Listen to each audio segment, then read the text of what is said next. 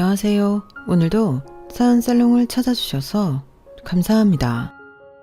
지난 주말 떡볶이 장사하며 쌍둥이 아이들과 허리띠 졸라매고 살아가는 저희 돈을 지난 10년간 다 뺏어가 놓고 미국으로 튀려던 아주버님을 공항에서 붙잡은 여자예요. 제가 너무 우악스럽게 느껴지신다고요? 결혼 후 10년간 오직 큰아들인 아주버님밖에 모르던 시아버지 때문에 갖은 고초를 겪던 저희 집 이야기를 들어보시면 제 심정이 이해가 가실 거예요. 그동안 조선시대 신문고라도 올려 임금님께 하소연하고 싶을 정도로 마음이 참 답답했어요. 융통성 없고 착하기만 한 효자 남편 때문에 제 속은 다 문드러졌죠. 시댁 내 악역은 다 제 차지였으니까요. 21살 어린 나이에 시집아 20대를 변씨 집안에 다 바쳤다고 해도 과언이 아니에요. 그 대가가 병든 시아버지 똥개저기 갈고 한 푼 두 푼 모은 돈은 기생충 같은 아주버님 소나기로 다 들어갔다는 사실이 비참하네요. 저는 친정 엄마 집안부터 대대로 흙수저 중에 흙수저로 살아온 사람이에요. 엄마는 어려운 가정 환경 탓에 20살이 되자마자 팔리듯 나이 많은 남자 집으로 시집갔다고 해요. 그 나이 많은 남자가 바로 제 아버지였죠. 등 때밀려 시집간 집엔 웬 아줌마가 딸내미 5을 데리고 떡하니 버티고 있었다네요. 알고 보니 처녀였던 저희 엄마는 아들이 없던 집안에 씨바지로 들어간 거였죠. 순진한 산골 소녀였던 저희 엄마는 뒤늦게 그 사실을 알고도 도망칠 줄도 모르고 숙명인가 보다 하고 그냥 살았다고 해요. 하지만 시댁에서 원하는 아들은커녕 임신 자체가 잘 되지 않았고 결혼한 지 4년 만에 딸인 절 낳자마자 시댁에서 바로 쫓겨났다고 합니다. 그 탓에 전 아버지 얼굴조차 모르고 엄마와 둘이 살아왔어요. 여자들이 똘똘 뭉쳐 정말 힘겹게 버텨왔죠. 하나뿐인 자식인 절 먹여 살리기 위해 엄마는 포장마차 노점에서 떡볶이 장사를 시작했어요. 겨우 입에 풀칠할 정도로 벌긴 했지만 티끌 모아 태산이라고 조금씩 모아 초등학교 앞 가게 한 칸을 빌려서 장사를 할 수 있었죠. 전 학교에서 반장도 도맡아 했고 공부도 곧잘 해서 당연히 대학에 진학할 거라고 생각했어요. 서울대까진 아니어도 인서울대학엔 무난히 붙을 성적이었거든요. 그런데 대학 입시를 앞둔 어느 날 엄마가 일하시다가 심장 부정맥이 심해져 쓰러지셨어요. 전 엄마가 돌아가실지도 모른다는 공포감에 수능은 눈에 들어오지도 않았죠. 당장 엄마가 누워 계시니 병간호를 해야 했고 병원비와 생활비를 위해 제가 돈을 벌어야 했어요. 어찌저찌 고등학교 수업 일수를 채워 졸업은 했지만 대학은 몇 년 뒤로 미뤘어요. 엄마가 나아지시면 몇 년 뒤엔 반드시 대학에 가리라고 다짐했죠. 시간이 흘러 30대가 된 지금까지 대학 근처에도 못 가볼 줄은 꿈에도 몰랐습니다. 저희는 떡볶이 가게에 딸린 조그만 방 한 칸에서 살고 있었어요. 엄마는 퇴원하셨지만 아직 몸 상태가 온전치 않았기에 제가 떡볶이 가게를 운영하고 엄마는 주로 누워 계시게 했죠. 그때쯤 유독 우리 떡볶이 가게를 자주 찾던 근처 바지 공장에 청년이 있었어요. 처음엔 납품과 배달 일을 주로 하는 것 같더니 어느 날은 사무직으로 승진되었다고 입이 찢어지게 웃으며 당당히 걸어오더군요. 안녕하세요, 순애씨. 저 이제 사무직 됐어요. 더 이상 밖에서 청바지 박스 나르지 않아도 된다고요. 사무실에서 펜대 굴리며 편하게 일하게 됐네요. 축하해요. 소 역시 똑똑하신가 봐요. 능력 있으니 이렇게 빨리 승진된 거겠죠. 오늘은 승진 축하 선물로 순대랑 튀김 서비스로 드릴게요. 아니요, 제 돈 주고 사 먹어야죠. 조금이라도 순애 씨한테 보탬이 되는 사람이 되고 싶네요.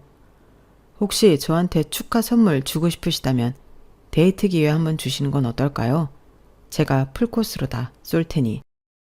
데이트요? 엄마가 심장이 약하셔서 방에 누워 계셔서 가게 일도 제가 도맡아 해야 하고 당최 시간이 없을 것 같아서요. 그때 뒷방에서 조용히 듣고 계시던 엄마가 큰 소리로 말씀하셨어요. 변서방, 우리 순애랑 데이트 허락할게. 둘이 재미난 시간 보내고 와요. 내가 옛날부터 사윗감으로 점찍어 놨다니까. 얼마나 듬직하고 성실한지 몰라. 순애야, 얼른 갔다 와. 엄마 이제 몸 괜찮아. 엄마, 변서방? 사윗감? 소혁 씨랑 통성명한 지 한두 달밖에 안 됐는데 무슨 사위야. 우리 엄마가 저렇게 오바를 한다니까요. 네, 장모님. 분부 받들어 따님 안전하게 잘 모시고 다녀오겠습니다. 고맙습니다. 저희 엄마와 변서혁 이 남자는 마치 짠 듯이 서로 멘트를 주고받고 하더군요.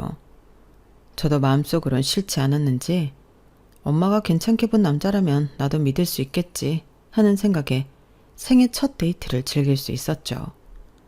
그 다음부터 결혼 이야기가 나오기까지 채 100일이 걸리지 않았던 것 같네요. 하긴 남친은 이미 저희 엄마한테 장모님이라고 불렀고 엄마도 변서방이라고 칭했으니까요. 변소혁. 성씨도 참 독특한 이 남자는 엄마가 일찍 돌아가시고 아버지의 형과 함께 살고 있다고 했어요. 옛날 사람들이 맏아들을 좋아하듯 남친 아버지도 큰아들인 형을 편애한다곤 했지만 그때 뭐 그러려니 했죠. 아버지는 지난 40년간 막노동을 하셨다고 하더군요. 저희 집도 형편이 안 좋은 건 마찬가지였으니 그 부분에 있어선 크게 거슬리지 않았어요. 차라리 비슷한 환경의 사람끼리 만났으니 아끼며 잘 살 수 있겠다고 생각했죠. 남친의 형은 7년째 사법고시 준비 중이라고 했어요. 시골에서 초등학교 다닐 때 전교 4등까지 해봤다나 뭐래나. 공부에 싹이 보인다고 아버지가 엄청 예뻐하시면서 지금까지 밀어줬다고 하네요. 근데 나중에 알고 봤더니 그 시골 초등학교는 한 학년당 전교생이 10명인 곳이었어요. 전체 10명 중 4등을 했던 형 식구들은 천재라고 생각했던 거죠. 상견례 장소로 중국 요리가 코스로 나오는 식당을 예약하고는 엄마와 전 동대문 시장에 가서 처음으로 정장 한 벌씩을 샀어요. 그런데 상견례 전날 저녁 남친에게 전화가 오더군요. 아유, 미안해 순애야. 우리 형이 사법고시 준비 중인데 스트레스를 많이 받았던지 오늘 온팡 체해서 지금 약 먹고 손 따고 난리네. 아무래도 내일 상견례는 다른 날로 미뤄야 할 것 같아. 정말 미안해. 어머님께도 죄송하다고 전해드려. 어? 형이 체했다고 상견례를 미뤄? 거기 예약하기도 힘든 중국집인데? 자기 집안에서 형이 얼마나 큰 존재이기에 체했다고 우리 중요한 일정까지 변경해야 해? 이건 결혼이 달린 문제라고. 자기한텐 정말 미안해. 우리 아버지는 형을 최고로 생각하셔. 마치 자기 분신처럼 여기는 존재이니 상견례 같은 중요한 가족 행사에 꼭 형을 데리고 나가야 한다고 생각하시나 봐. 뭔가 쎄한 기분이 들긴 했지만 저희 엄마한테 양해를 구하고 상견례 날짜를 뒤로 미뤘습니다. 변경된 상견례 날짜가 다가오는데 남친은 아버지의 분부라며 이번엔 형의 사법시험 이유를 미루자고 하더군요. 저희 엄마도 그쪽 집안의 중요한 스케줄이니 따르자고 하여 아예 3개월 후로 미뤘죠. 사법시험이 끝난 후 이번엔 형이 답안지를 밀렸었다며 기분 풀릴 때까지 한두 달 더 미루자는 거 있죠. 전 머리 끝까지 화가 났어요. 자기 지금 장난해? 결혼이 애들 장난도 아니고 우리 엄마도 계신데 우리 쪽 집안은 아예 무시하는 거야? 뭐야? 자기 형이 그렇게 대단한 존재야? 이제 사법고시 8년차 접어든다며. 그럼 깨끗이 포기하고 취업이나 하시라 그래. 미안해 순애야. 지금 우리 집 분위기가 살얼음판이라 상견례에 상자도 얘기를 못 꺼내겠네. 지금까지 들어간 돈이 아까워서라도 형 변호사 될 때까지는 우리 집안에서 합심해서 밀어줄 것 같아. 그건 큰아들만 사랑하시는 아버님이 알아서 하시겠지. 그래서 지금 자기 나랑 결혼하겠다는 거야. 아니야? 확실히 해. 이번에 또 미루면 나랑 결혼은 없던 걸로 할 테니. 아니야. 당연히 난 우리 이쁜 순애랑 하루빨리 결혼하고 싶지. 알았어. 분위기는 안 좋지만 다시 얘기해볼게. 저번에 정한 시간대로 밀어붙이지 뭐. 자기 아버지랑 형한테 꼼짝 못하는 모습에 실망했지만 저한테는 공주 대접해주며 끔찍히 잘해줬기에 믿고 결혼을 진행했습니다. 상견례 당일이 되었고 식당에 갔더니 그쪽 식구들이 우리보다 먼저 와 있더군요. 아니, 아줌마랑 아가씨는 예의를 밥 말아 드셨어? 하늘 같은 남편네 식구들을 기다리게 하는 경우가 어딨나? 첸정 맞을. 초장부터 기분 나빠서리. 아버님 안녕하세요. 저희 7시 예약이라 안 늦고 정각에 도착했는데 무슨 문제 있으신가요? 여자 쪽에서 한 30분 전에는 와 있어야지. 그리고 우리 큰애기가 사법시험 답안지 밀렸었다고 온 집안이 초상집인데 굳이 이 날짜에 상견례를 해야겠어? 큰애기요? 지금 소혁씨 형님을 큰애기라 칭하시는 건가요? 나이가 30인 사람을요? 그리고 여자 쪽에서 꼭 먼저 와야 한다는 법이라도 있나요? 저희가 늦지도 않았잖아요. 저희 엄마도 있는 자리에서 너무 몰아붙이지 마시라고요. 자자, 순애야. 우리 아버지가 요즘 기분이 좀 안 좋아서 그러시는 거니까 자기가 이해해. 어머님, 죄송합니다. 우리 밥 먹으면 기분 풀자고요. 네? 사장님, 얼른 음식 내와주세요. 서로 냉랭한 분위기 속에서 기름진 중국 음식 코스 요리를 먹었더니 상견례 후 저와 엄마 둘 다 체해버렸어요. 그 자리에서 남친 아버지는 자기 큰아들 자랑과 더불어 돈 얘기만 주구장창했거든요. 우리 큰애기는 반드시 위대한 변호사가 될 인물이에요. 그러니 우리 집안의 모든 스케줄은 큰애기 위주로 돌아가야 하고, 둘째 결혼하거들랑 일정 부분 큰애기 공부하는데 일조해야 한다. 사부인도 그 점을 미리 잘 알아두시길 바랍니다. 하니 사돈어른, 둘째 아들 내외가 결혼해서 자기들 생활하는 것도 빠듯한데 아주버님 공부 뒷바라지를 하라고요? 그런 경우가 어디 있습니까? 그놈의 사법시험 언제 붙을지도 모르는데요. 아니 사부인, 무슨 말을 그따구로 하십니까? 우리 큰애기가 얼마나 똑똑한데 될 놈을 밀어줘야지. 둘째는 고작 청바지 만드는 중소기업 다니는데 미래에 얼마나 더 비전이 있답니까? 남친은 큰 등치에 땀만 삐질삐질 흘리며 자기 아버지 말씀에 한마디도 못하고 눈치만 보고 있더군요. 참 답답했어요. 남친 형은 똥 씹은 표정을 하고 음식만 꾸역꾸역 먹더니 한마디 하더군요. 아니 사돈분들이 참 각박하시네. 이래서 무식한 사람들하고는 상종을 하면 안 된다니까. 난 우리나라 법조계에서 아주 큰일을 할 사람인데 투자 몰라요, 투자? 나 같은 사람한테 투자해야지. 나중에 든든한 뒷배가 되드리지. 안 그래요? 순애야, 이 결혼하게 되면 네 돈 다 뜯기게 생겼다. 당장 집에 가자. 대체 누가 무식한지 모르겠네. 30살 먹은 사람을 큰애기라고 하는 것도 처음 봤고 당최 이상한 집안인 것 같다. 얼른 따라 나와. 엄마와 전 너무 화가 나서 상견례 도중 나가버렸어요.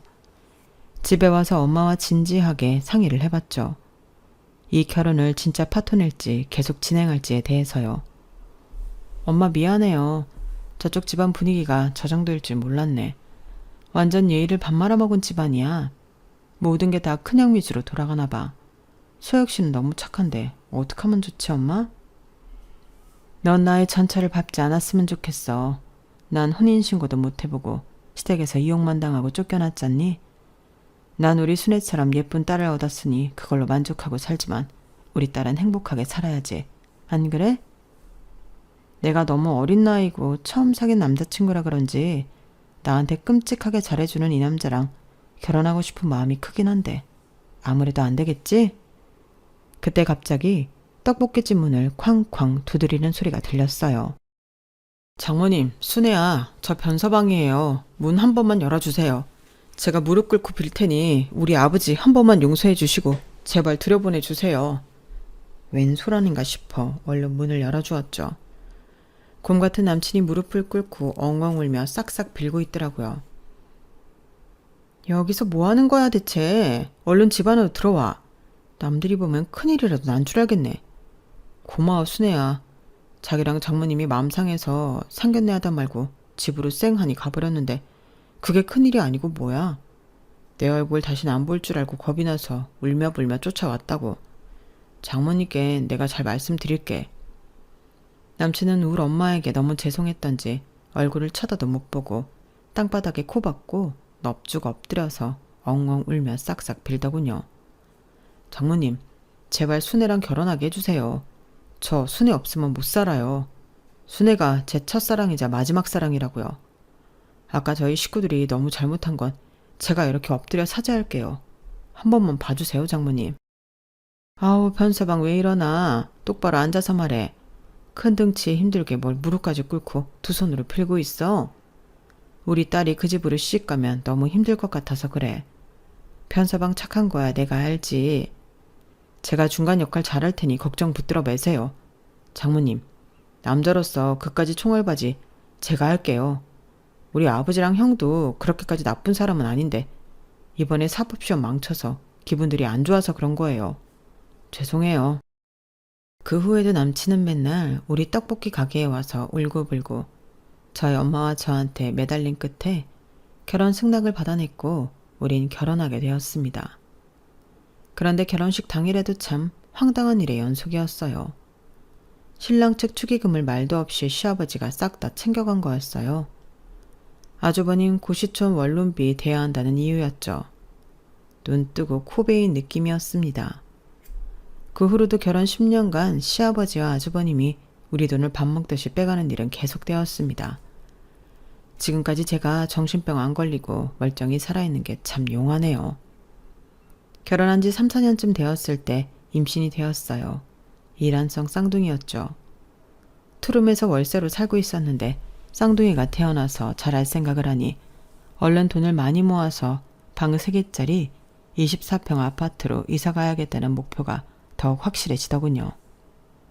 하지만 그나마 월급을 따박따박 받아오던 남편이 실직하는 일이 벌어졌어요. 청바지 공장이 망해버린 거죠. 사무직으로 옮겨 펜대 굴리며 일한다고 좋아한 지 몇 년 만에 이렇게 됐네요. 순애야, 나 자기랑 떡볶이 가게 같이 운영하면 안 될까? 시액주작 된 김에 이참에 힘을 합치지 뭐. 떡볶이 가게는 내가 주도적으로 하고 엄마도 간간히 도와주시는데 자기가 뭔 필요야. 꼭 사무직으로만 일할 생각 말고 나가서 배달 일을 하든가. 노점에서 붕어빵이라도 팔 생각을 해야지. 여기에 숟가락 하나 얹을 생각 하고 말이야. 아니 그게 말이야. 우리 곧 쌍둥이들도 태어나면 누군가는 아이를 봐야 하니까. 아무래도 자기가 집에서 아기들을 보고 내가 주도적으로 떡볶이 가게를 운영하는 게 낫지 않겠어? 장모님 몸도 편찮으시니까. 말이나 못하면 밉지는 않지. 그나마 200만 원대 벌어오던 자기 월급이 당장 없어졌으니 우리 수입이 반토막으로 줄었네. 진짜 큰일이야. 집 월세는 어떻게 충당하며 애기 용품은 어떻게 마련하나? 그러니까 내가 우리 떡볶이 사업을 겁나게 번창하게 만들어버릴 테니까 나만 믿어봐. 내가 요리를 얼마나 잘하며 손님들하고 친화력은 얼마나 좋아. 나중에 인터넷 판매도 해보고 이것저것 할 수 있는 거 다 해볼게. 나만 따라오란께. 에휴, 임신한 제배는 산처럼 불러오고 움직이기도 힘든 상태였고 친정엄마도 어지럽다고 거의 누워 계시는 일이 많았기에 남편 말에 오케이 했습니다. 다행히 남편은 장 보는 일부터 가게 뒷정리까지 모든 일에 성실히 임하더군요. 당장은 수입이 반토막 났기에 안 그래도 아껴 쓰던 돈을 거의 쓰지 않았어요. 곧 태어날 쌍둥이들 용품은 중고 무료 나눔으로 받아왔고 기저귀도 품질은 뒷전이고 제일 싼 제품으로 준비해놨죠. 온 가족이 똘똘 뭉쳐 허리띠를 꽉 졸라매던 시절이었어요. 명절날이 되어 시댁에 갔던 날이었습니다. 거의 10년 넘게 사법시험 준비만 하던 백수 아주버님은 강제로 로스쿨 준비로 전환하였다고 하더군요. 2017년에 사시가 폐지되었기에 어쩔 수 없는 선택이었죠. 시아버지는 그날도 돈 얘기를 슬그머니 꺼내더군요. 우리만 보면 그저 돈밖에 생각이 안 나나 봐요. 우리 큰애기가 인자 로스쿨 준비를 한다니 우리가 힘을 보태야 하지 않겠냐? 고시촌 원룸 비용이랑 새로 책 사야 한다니까 책 비용. 고시촌 식당 비용이랑 해서 한 달에 한 100씩만 협조해라. 그게 무슨 말씀이세요, 아버님? 힘을 보태냐뇨. 또 돈으로 협조하라는 건가요? 저희 가족만 보면 돈밖에 생각 안 드시나요? 왜 이렇게 저희 돈 못 뜯어내서 안달이세요? 제가 쌍둥이 출산 앞두고 있는 거 알면서 그러세요? 심지어 애들 아빠는 실직 상태라고요. 청바지 공장 망해서 인자 떡볶이 가게 같이 한다며. 그게 무슨 실직이냐. 둘째가 나름 열심히 일해서 돈 벌고 있구만. 초등학교 앞에서 니네 떡볶이 가게가 아주 인기 많다며.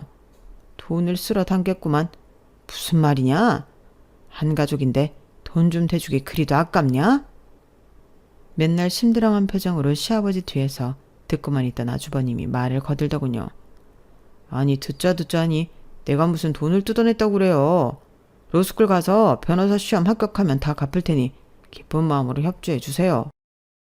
기쁜 마음이요? 기가 차서 30이 넘도록 집에서 돈 받아서 쓰면서 창피하지도 않으세요?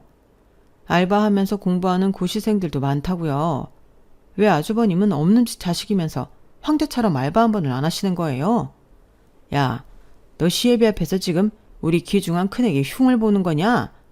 돈 대주기 싫으면 말아라, 고의한 것들. 당장 여기서 나가라. 명절이고 뭐고 니네 면상 앞두고 재수없어서 밥도 안 넘어가겠다. 퇴! 아버님, 정말 너무하시네요. 아버님 손자 손녀를 임신한 며느리한테 지금 재수없다고요? 여태껏 아버님과 아주버님한테 들어간 돈만 수천만 원이라고요. 어떻게 저희한테는 한 푼 보태주지도 않으시면서 큰아들만 예뻐하시나요? 차별이 너무 심하신 거 아니에요? 둘째 아들은 자식도 아닌가요? 큰애기는 무슨 큰애기예요. 30 넘어 큰애기라고 말하는 것 자체가 너무 징그럽네요. 저희 갈게요. 하루 종일 떡볶이 장사하느라 몸도 지쳤는데 바라던 바네요. 그 순간은 시아버지와 백수 아주버님이 진짜 도둑처럼 느껴지더라고요. 내 돈을 뺏어간 날강도 말이죠. 그때도 남편은 옆에서 눈만 껌뻑껌뻑하며 아무 말도 못하더군요. 바보천치 등신처럼 보였어요. 명절 시댁 방문은 그렇게 안 좋게 끝났는데 며칠 후 시아버지한테서 전화가 왔어요. 시아버지 목소리는 매우 밝았죠. 며느리야, 고맙다. 쿨하게 협조할 거면서 뭘 그리 모진 소리를 하고 나갔냐? 우리 큰애기가 마음의 상처를 많이 받았다. 여튼 고맙다. 잘 쓸게. 에? 그게 무슨 말씀이세요, 아버님? 뭘 잘 쓰신다는 거죠? 저흰 돈 들인 적 없는데? 무슨 말이냐? 네가 줬다면서 둘째가 돈 붙여왔다. 매달은 못 주고 목돈으로 한꺼번에 주겠다며 1,800만 원이나 보내왔어. 아주 요긴하게 쓰겠구나. 우리 큰애기가 변호사 되면 이자까지 쳐서 다 갚을 테니 걱정 말아라. 1,800이요? 아버님, 지금 1,800이라고 하셨어요? 남편이 1,800 드렸다고요? 아버님, 나중에 다시 통화할게요. 끊을게요. 1,800만 원이라니. 청바지 공장이 망하면서 퇴직금을 전부 받지 못했지만 일부는 받았다더니 그 돈이었나 봅니다. 어떻게든 목돈 마련해서 3룸 아파트로 이사가고 싶었는데 그 돈을 홀랑 백수 아주버님한테 다 주다녀.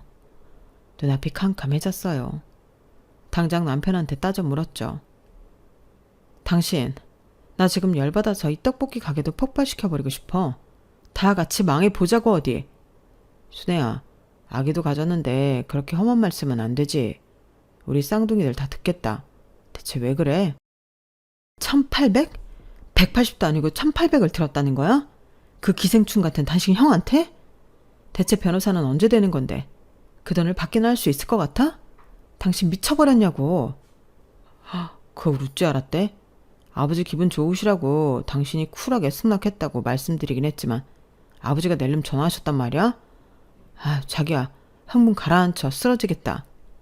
지금 나 쓰러지는 게 대수야? 당신은 형이랑 아버지가 그렇게 좋으면 그 집에 다시 기어 들어가. 이혼하고 당신 식구들이랑 잘 먹고 잘 살라고.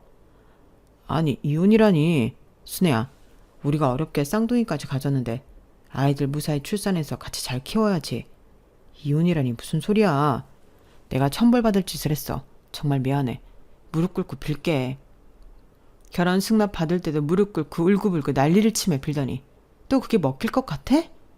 내가 임신하고도 먹고 싶은 거 안 먹고 기름 냄새 고추장 냄새 참아가며 하지 정맥류 생기도록 하루 종일 서 있으면서 장사하는 게 다 돈 벌려고 그러는 건데. 다 알지, 알아. 자기 고생하는 게 100번 1000번 알지. 미안해. 어떻게 하면 자기 기분이 풀릴까? 이혼 말은 입에도 담지 말아줘. 내 심장이 철렁한다. 자기랑 헤어지는 건 너무 무섭다고. 등치값도 못하는 이 등신아.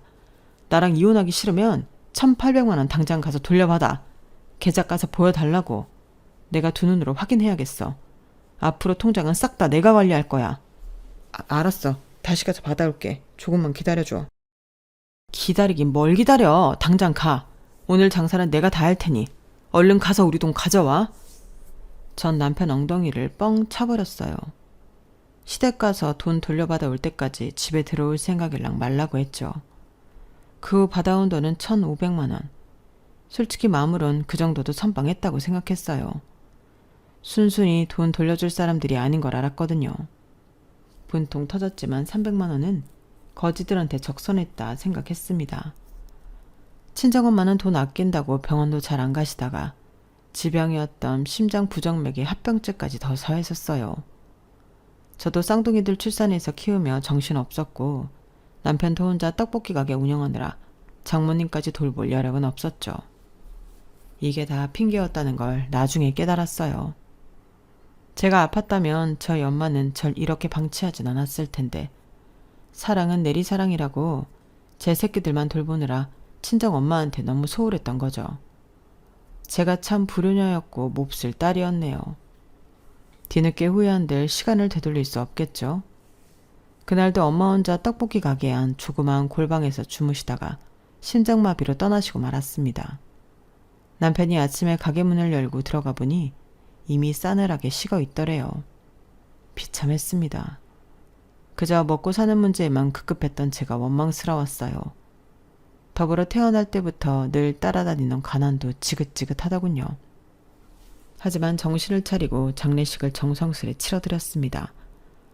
그게 마지막 도리인 것 같았어요. 동네 장사를 오래 했기에 다행히 동네 상인들이 장례식에 많이 참석해 주었어요. 참 고마웠죠. 장례식 마지막 날 역시나 뚱한 표정을 하며 아주버님이 심드렁하게 들어오더군요. 재수씨, 우리 아버지는 못 오신대요. 허리가 아프시대나 뭐래나. 그래도 나랑 부조금 같이 낼 거니깐 너무 잔소리 말고요. 이게 말인지 방구인지 나이 30 넘은 사람이 사돈어른 장례식장에 와서 재수씨한테 할 수 있는 위로의 말인가요? 초등학생도 그것보단 말 잘하겠네요. 그 주제에 무슨 변호사를 하겠다는 건지 어이없었죠. 일단 시아버지한테 전화를 걸었어요. 사돈 장례식장에 왜 못 오신다는 건지 따지고 싶었거든요.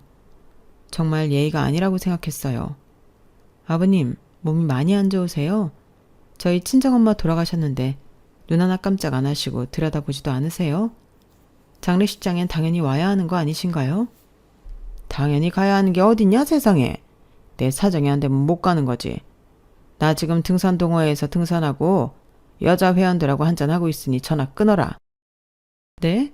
허리 아프시다고 장례식장에 못 오신다는 분이 등산 가서 여자들이랑 술 마신다고요? 아버님, 가족끼리 어떻게 이럴 수가 있나요? 진짜 말도 안 되네요. 내가 왜 이런 집안에 시집왔는지 후회된다고요. 누가 시집 오랬냐? 나도 듬직한 우리 둘째 부잣집 처자한테 시집 보내고 싶었다. 돈 한 푼 없어서 콩쿠물 떨어질 것도 없는 집안 장례식에 가서 뭐하냐? 끊어라. 나 지금 여자 꼬시느라 바쁘다. 바로 전화를 끊으시더군요. 눈물이 앞을 가렸습니다. 저런 미친 집안에 시집온 내가 병신이지. 이런 제 앞으로 부조금을 받던 저희 쪽 지인이 난감한 표정으로 이런 말을 전하더군요. 저 변기준 변소춘 이름으로 부조금을 5,000원씩 내서 두 사람이 합쳐 총 10,000원 냈는데 이거 잘못 낸 거 아니야? 에? 변기준 변소춘이라면 저희 시아버지와 아주버님 이름인데 다 큰 성인들이 5,000원씩 부조금을 내는 일도 있답니까? 세상에 이런 일이 나을 법한 인물들이었죠. 당장 장례식 식당에서 밥까지 리필하며 음식을 처먹고 계시는 아주버님한테 따져 물었어요. 아주버님, 부조금 아버님이랑 5,000원씩 내신 거 맞나요? 5만원짜리 내려다가 잘못 내신 거 아니에요? 맞는데? 왜, 뭐 잘못됐나요? 나 밥 먹고 있으니까 나중에 얘기합시다. 지금 밥이 문제예요? 여기 밥 처먹으러 왔어요? 알만큼 많은 성인들이 부조금 5,000원 내는 게 말이 됩니까? 게다가 사돈 장례식에? 아, 또 돈 얘기입니까? 재수씨, 1,000원이면 어떻고 5,000원이면 어떻습니까? 여기까지 와준 게 고마운 거 아니오? 거참 예의를 밥 말아먹은 사람이네. 에이, 괜히 왔네. 그래, 말 잘했어. 당신 같은 사람 아주버님으로 두기 싫으니 장례식장에서 당장 나가버려요. 꼴 보기도 싫으니. 전 장례식장에서 우거우거 밥을 처먹고 계시는 아주버님을 내쫓아버렸습니다. 친정엄마 돌아가신 것도 슬픈데 장례식장에서 시댁 식구들 때문에 스트레스 받기도 싫었거든요. 1, 2년 후 아주버님이 서울대 로스쿨에 합격했다며 시아버지로부터 연락이 왔어요. 그동안 얄미웠던 감정이 있어서 몇 달간은 모른 척 하다가 석 달 후쯤 시댁에 찾아갔죠. 어서 오느라 며느라, 우리 큰애기가 무려 서울대 로스쿨에 합격해서 다니고 있단다. 이보다 더 큰 경사가 있을까? 내 생애 가장 기쁜 일이다. 풍악이라도 울리고 싶구나. 아버지, 뭘 그렇게까지 오버하세요? 그것보다 더 큰 경사를 식구들한테 오픈할게요. 얼마 전에 사귄 여자친구가 임신을 했다네요. 이제 아기 아빠가 된다고요. 심지어 강남 사는 잘 사는 여자예요. 강남 산다고? 역시 우리 큰애기는 팔자도 좋지. 그래, 당장 며느리 데리고 오너라. 결혼식부터 올리자꾸나. 벌써 결혼하신다고요? 나중에 변호사 시험에라도 붙거든 하시죠. 야, 며느리야. 너 지금 우리 큰애기 팔자를 질투하냐? 이래서 될 놈은 된다는 거다. 가만히 있어보자. 그럼 우리 큰애기 장가분에게 둘째네가 한 1,000만 원만 협조해라. 1,000만 원이라뇨, 아버님? 저희 그렇게 큰 돈 없어요. 쌍둥이 키우는데 비용이 얼마나 많이 들어가는데요. 너네 아파트 반전세로 이사가려고 돈 모으고 있다는 거 다 알아. 1,000만 원이 왜 없겠냐? 그러면 이번에는 차용증까지 확실히 쓰고 빌려 쓰는 걸로 하자. 나중에 큰애기가 변호사 되면 다 갚을 테니 걱정 말아라. 그럼 500만 원만 빌려드릴게요. 결혼 축하금으로 빌려드리는 거니 이자까지 쳐서 꼭 갚아주세요. 서울대 로스쿨까지 붙었다고 하니 그나마 변호사의 길이 보이는 것 같아 500만 원 정도는 받을 수 있겠다 싶었죠. 저희 큰 오산이었습니다. 강남 산다던 저보다 어린 형님은 어찌된 일인지 혼인신고도 안 하고 그냥 원룸에서 시작하기로 했다고 하더라고요. 뭐 사정이 있겠거니 싶었죠. 아주버님네는 딸내미 하나를 낳았고 저와는 별로 왕래 없이 지냈습니다. 그러던 어느 날 아버님이 뇌졸중으로 쓰러지셨어요. 반신불수가 되셨고 정신까지 오락가락 하셨어요. 맨날 술과 담배에 찌들어 사셨던 탓일 거예요. 약 3개월간의 입원 생활은 어찌저찌 버텼는데 그 후 집에서 간병을 해야 하니 형님과 상의를 했죠. 저보다 나이 어린 형님이었지만 전 존댓말을 쓰고 그쪽은 반말을 섞어 쓰더군요. 형님, 우리 반반씩 간호하죠. 일주일씩 아버님 돌보자고요. 일주일씩? 나 강남 살던 여자라 그런 험한 일 못해. 시아버지 똥기저귀 갈아야 하잖아. 난 신생아 만지고 있는 손인데 그런 더러운 걸 만져야겠냐고.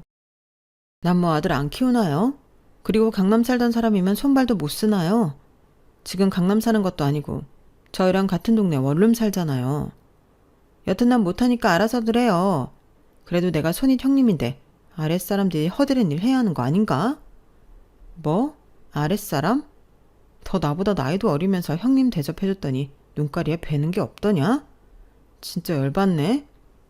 아무리 싸우고 저 혼자 열내봤자 씨알도 안 먹히더군요. 말도 안 통하는 아주버님과 사는 여자라 그런지 형님도 당최 말이 안 통하는 사람이었어요. 포기하고 그냥 남편과 제가 알아서 시아버지 간병도 모시고 다니며 병행했죠.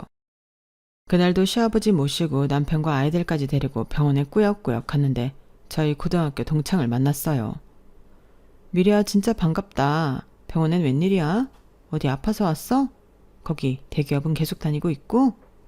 어머, 순애야, 이게 몇 년 만이야. 여기 폐암 전문의가 내 남편이라 같이 밥 먹으려고 왔어. 난 대기업 다니다가 로스쿨 입학해서 다니고 있어. 이 나이에 다시 학생 됐지 뭐. 아, 정말? 야, 멋지다. 어디 로스쿨이야? 우리 아주버님 서울대 로스쿨 다니거든. 뭐? 나도 서울대 로스쿨이야. 재작년에 입학했지. 학부를 서울대 나와서 그런지 수월하게 합격한 것 같아. 이제 변호사 시험만 앞두고 있지 뭐. 진짜? 아주버님도 재작년에 입학했어. 너랑 동기겠네. 변소춘이라고 알아? 응? 변소춘? 이름 특이하네. 우리 한 학년에 150명 정도 다 알고 지내는데. 그런 이름 가진 사람 없어. 서울대 로스쿨 맞아? 당연히 맞지. 선배나 후배 중에도 변소춘이라는 사람 없어? 전혀 없어. 근데 말야, 순애야. 이런 말 좀 그렇지만 변씨성을 가진 사람이 여기 주변 어슬렁거리면서 이 학교 다닌다며 사칭하다가 경찰에 걸린 적이 몇 번 있다고는 들었어. 당연히 너희 아주버님은 아니겠지만 내가 괜히 말했다 너한테. 뭐라고? 우리 아주버님 그러고도 남을 사람이긴 해. 어쩐지 이 인간 더럽게도 무식한 것 같다니 다 거짓부렁이었구만. 남편한테도 알려야겠어. 일단 고마움 이래야 나중에 다시 연락하자. 저는 수납창고에서 수납하던 남편한테 다 말했어요. 말씀드려봤자 제대로 인지도 못할 테지만 시아버지한테도 말씀드렸죠. 남편은 그럴 리가 없다며 화들짝 놀라더군요. 남편이 바로 형한테 전화를 걸어본다며 스피커폰으로 연락했습니다. 형, 지금 어디야? 기니 할 말이 있는데. 뭔데? 나 지금 미국으로 장기간 떠나려고. 와이프랑 애랑 공항 갈 참인데. 너 혹시 나한테 아버지 간병 맡기려고 전화한 거냐? 나랑 내 와이프는 아버지 똥수발 못 들어. 그런 건 네가 해. 갑자기 미국이라니 그게 무슨 말이야, 형? 우리한테 상의도 한마디 없이 가버린다고? 여기 서울대 로스쿨도 시시해서 말이야. 뉴욕 로스쿨 가볼까 하고 뉴욕으로 출발하는 중이야. 이따 3시 비행기 타고 가려고. 면세점 쇼핑도 좀 하고 그래야겠다. 올 와이프가 강남 출신이라 카드도 박박 긁고 호가한다 요즘. 이따 공항에서 만나 그럼. 일단 끊어봐. 한국에서의 일을 다 떠넘기고 갑자기 미국이라니. 지금껏 빌려가고 뺏어간 우리 돈은 사기꾼 놈이 우리 돈만 쏙 빼먹고 미국 유형으로 도망가려는 것 같았어요. 가족이 아니라 왼수였죠. 전 남편한테 애들을 맡기고 바로 공항으로 향했습니다. 그 년놈들을 잡아 족치고 싶었어요. 더불어 형님이란 여자한테 아주버님이 로스쿨생이 아니고 그냥 사기꾼이란 걸 밝히고 싶었죠. 셋이 뉴욕행 비행기 탑승구 쪽을 쥐잡듯이 뒤져 아주버님 일행을 찾아냈어요. 그놈 뒷덜미를 덥석 잡아버렸죠. 야, 이 사기꾼아. 뭐? 서울대 로스쿨?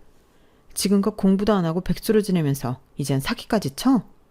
그 시간에 막노동을 했으면 떼돈을 벌었겠다 이놈아.